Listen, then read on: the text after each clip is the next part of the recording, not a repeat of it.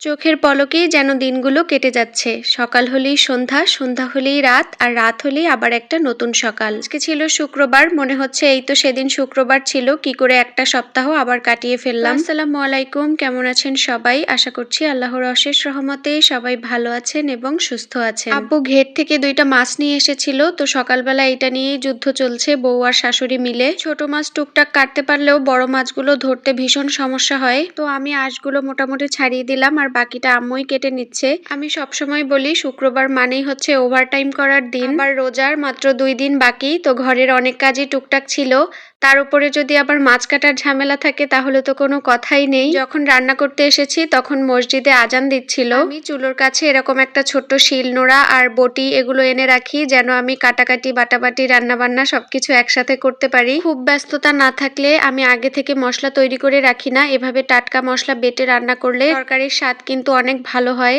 ব্যাস মোটামুটি সব রেডি, এবার হচ্ছে চুলার জালটা ধরিয়ে নিচ্ছি। আমার হাতে একটু পানি ছিল, এই জন্য এই গ্যাস লাইটটা সহজে ধরছিল না।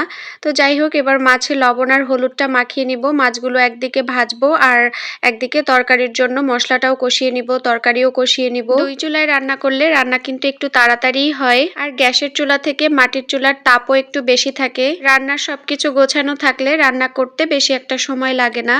এখানে আমি কাঁচা কলা, আলু আর রুই মাছ দিয়ে রান্না করব, এজন্য কাঁচা কলা আর আলুটাকে খুব সুন্দর করে এবার একটু ভুনা করে নিব।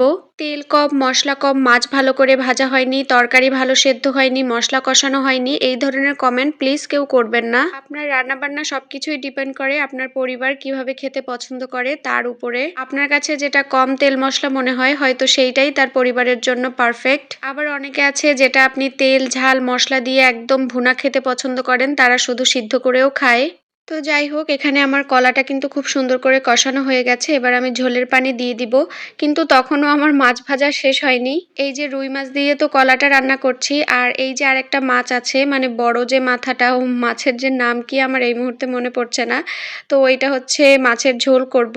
বেশিরভাগ তরকারিতেই আমি ভাজা জিরার গুঁড়া ব্যবহার করি, তাই এখানে আমি কিছুটা জিরা ভেজে নিচ্ছি, সেগুলোকেও বেটে নিব। এখানে তরকারিতে আমি মাছটাও দিয়ে দিয়েছি, নামানোর আগে শুধুমাত্র ভাজা জিরার গুঁড়া দিব। এইদিকে হবে এবার মাছের ঝোল, এই জন্য প্রথমে পেঁয়াজ, কাঁচামরিচ আরও যে মশলাগুলো লাগে মাছের ঝোল করার জন্য সবকিছুই দিয়ে নিয়েছি। মাছ, সবজি, মশলা সবকিছু যদি টাটকা বা ফ্রেশ হয় তাহলে দেখবেন যেভাবেই রান্না করবেন সেভাবেই খেতে মজা হয়। আর মাছ তরকারি যদি অনেক দিনের থাকে, মানে ফ্রিজে থাকে, মশলাটাও যদি ফ্রিজে থাকে, তাহলে কিন্তু রান্নার স্বাদ খুব একটা ভালো আসে না। মাছটাতে একটু ডিমও হয়েছিল, তো সবার শেষে এই ডিমগুলো দিয়ে একটু বড়া বানিয়ে নিচ্ছি। এখানে পেঁয়াজ, কাঁচামরিচ আর একটু লবণ হলুদ এইসব দিয়েছি। এই বড়াটা সবার শেষেই ভাজলাম, যেন গরম ভাতের সাথে গরম গরম বড়া খেতে পারে।